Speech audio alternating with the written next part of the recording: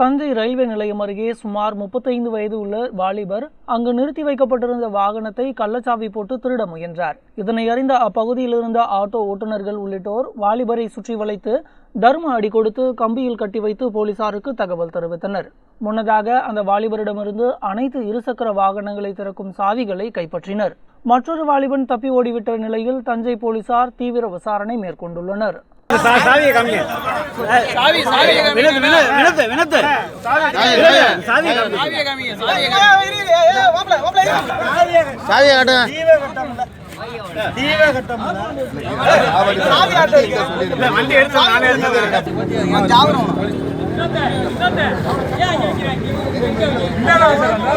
இது போல மேலும் பல செய்திகளோட அப்டேட்ஸுக்கு தினமலர் யூடியூப் சேனலை சப்ஸ்கிரைப் பண்ணுங்க. பக்கத்துல ஒரு பெல் பட்டன் இருக்கும், அதையும் கிளிக் அப்படின்னு பிரஸ் பண்ணிட்டு Facebook, Twitter, Instagram போன்ற சமூக வலைதளங்களையும் எங்களை ஃபாலோ பண்ணுங்க.